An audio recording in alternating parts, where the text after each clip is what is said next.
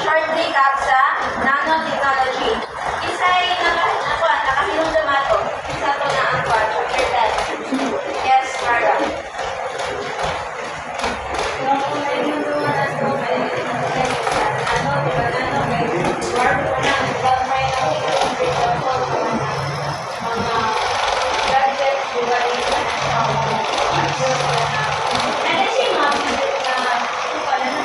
Micro? Microchip. Okay,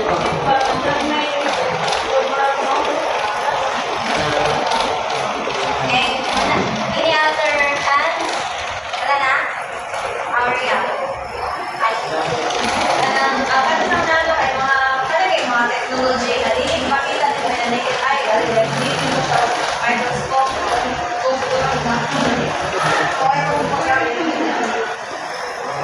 okay, ano to?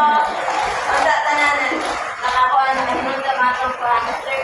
So, ngayon, before na ako i-introduce si gene therapy, kamusta introduce nila? Mira, sa gene therapy. In your own perspective, sama.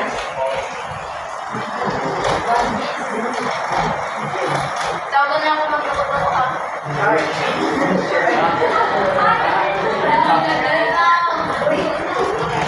And Rachel. From what I know, so if you might correct me if I'm wrong. Yes. So from what I know, gene therapy is kind of course sa atong wala we encounter a lot of diseases na no. So what gene therapy does is magkuhan siya og kanang magkuhan siya DNA, like i-modify niya sa DNA na identical akong DNA sa may sakit.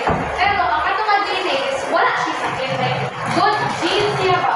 Sumutoy ang i-inject ato para mutoy para galing magmutoy mo divide pa dito sa sunod sa lawas sa kanin sa ato ni sakit ba?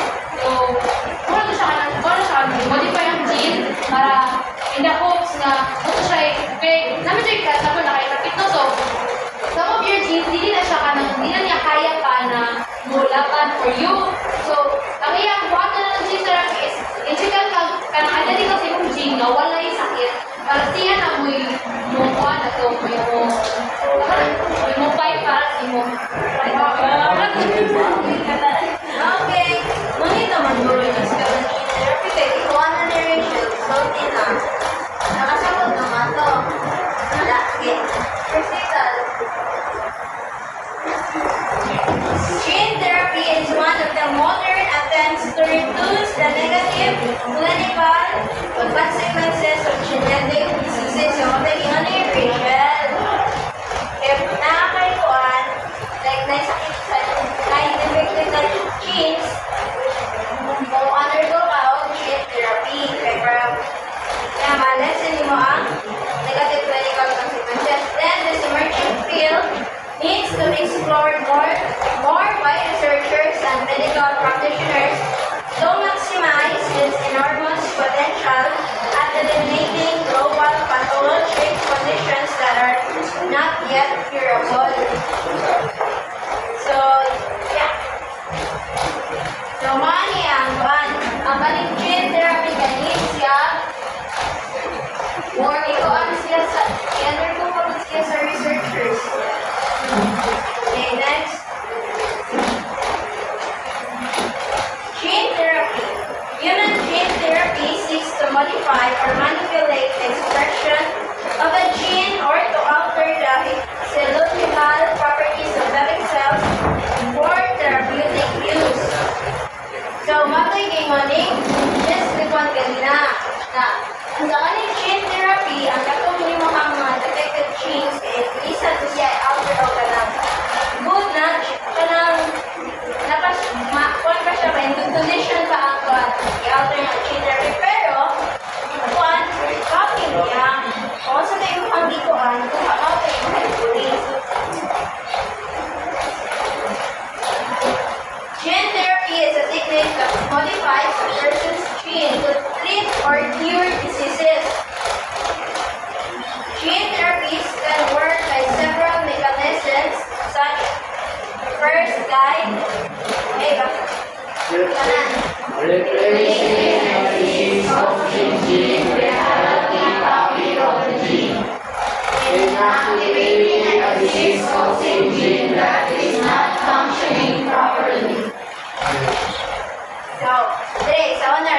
introducing a disease-causing gene with a healthy copy of the gene. Muna ito, gusto nila yun na, di ba? Okay, next, inactivating a disease-causing gene that is not functioning properly. Ansay pasagot ani Charity.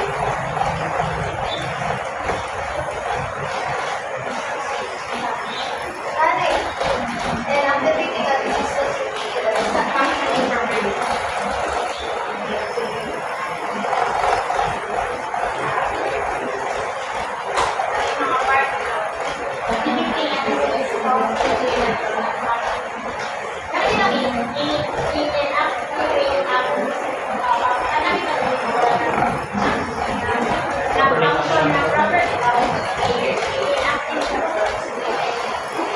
Kumuha pa pati yun.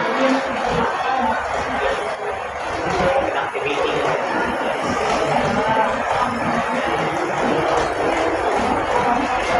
Yes, tapos is tapos ito. Nakaipuno cell. Wala na naglibog. Dito, may idea na regards sa gene therapy, so inactivate as specific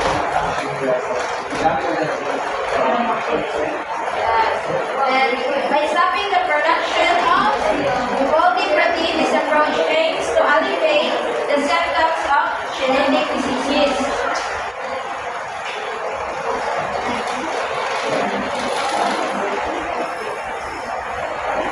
Then, ang ikatulong na ikatulong na mechanic by introducing a new or modified gene into the body to help treat a disease. So, ano ito eh? For example, kasama na gene. Ito na specific gene na kuhan siya defective. So, ikuhan na siya. Ang kanaipan kuhan na kasi kuhan na agad siya pag copy ra ato para matreat imuhang disease. Next guys, gene therapy products are being studied to treat diseases including cancer, genetic diseases, and infectious diseases. The idea of the gene therapy is based on correcting a disease at its root, fixing the abnormal genes that appear to lead to certain diseases. So, ang isang gene therapy kay mo sa lisyan mo tabang pag-fix. Hindi. Yes. Question. Is gene therapy subject for finality or for still observation? Not to keep on the emerging fields needs to be more explored by the researchers. So it's not subject for finality, it's still for observation.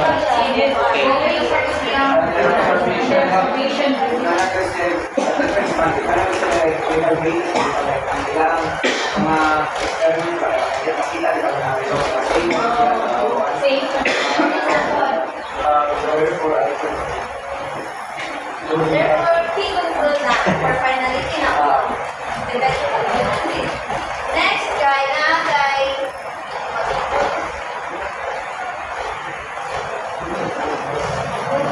two types of gene therapy. So, first type is ang germline gene therapy. Alam mo kung basa Dito, basta tama na. Bakura niya ko sorry na get Angelo.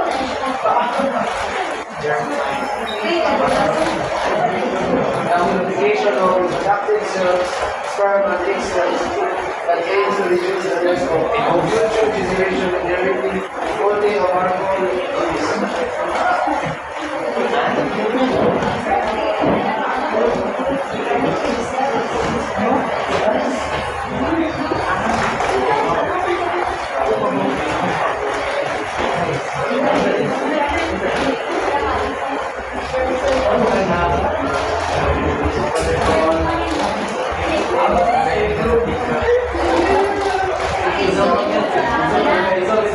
I think it's talks about being baog. Ah,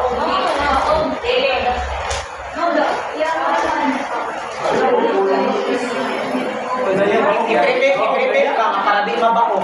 Identification such as, for example, there are certain types of individuals that are not really going to help properly, like HEPA or one kidney, or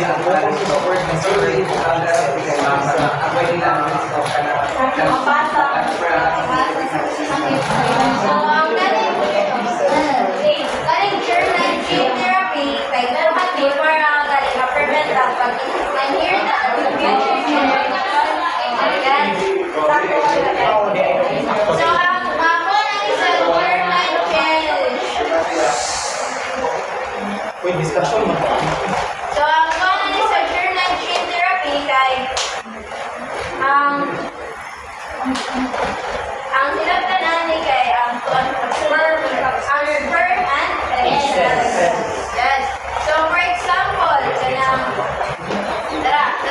example, a couple, Sarah and John, who are both carriers of the gene mutation responsible for cystic fibrosis, they are concerned about passing this debilitating disease onto their future children.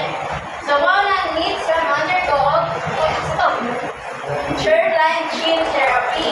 Like para ma-prevent na mapasa na sa generation to generation. So lahat po ito pag-yani. Next guy, somatic gene therapy involves the genetic modification of germ cells or their cells that will pass the change onto the next generation. So, ang sa kani, ay solely na-focus siya sa katulad ng tao. Nga wala sa di siya wala din na-yapin o ang sa di kay di na ang system of cells unlike sa germline gene therapy. Ang wala, kung sa ito yan, Hindi ako pagsabot na lang ko kay makatong isa sa germ genetic kay kana ganing murag something i-cure germline pero germline mo o germline mo i-cure siya ba pero diya kay usbon gani mismo siya like kung mao na yung gene i-modify din siya ba usbon i-modify pa sa to. I-modify pa sa to.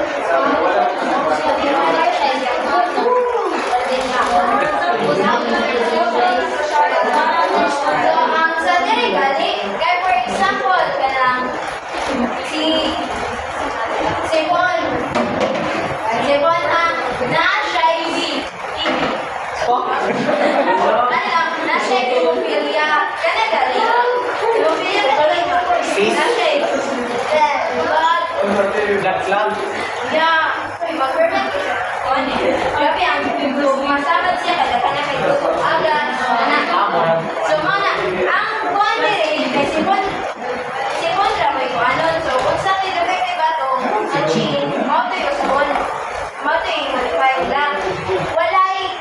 Wala na siya nakakuan. Sorry nga, wala siya nagpasabot na. Kaya okay naman niya ha. Okay na sa to sa kuan. Kaya yes. Siya ragot may maayo. Kaya may makabenefits ang sunod niya. Unlike sa germline gene therapy, sunod future generations makabenefits mo. Okay na? Talaga. sige tayo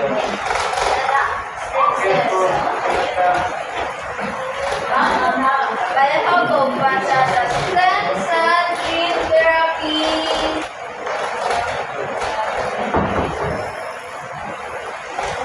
Arden. so sa hotel Matay mo po.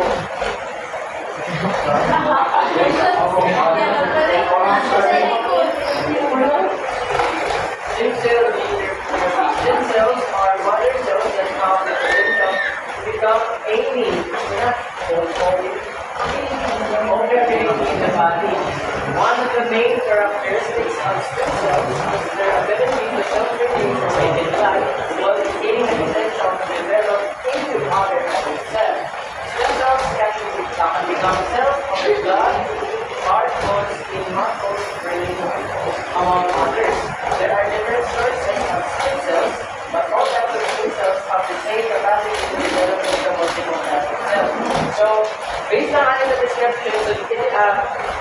mother cells and has the power to mutate and to multiply na word yung ability sa jamawa, ana siya capable of adapting kung ano kung nasa ikaili. So, ana gamiton, kumbaga, more siya So, stem cells are special cells that can become many different types of cells in the body, such as blood, heart, skin, and etc. They can also copy themselves.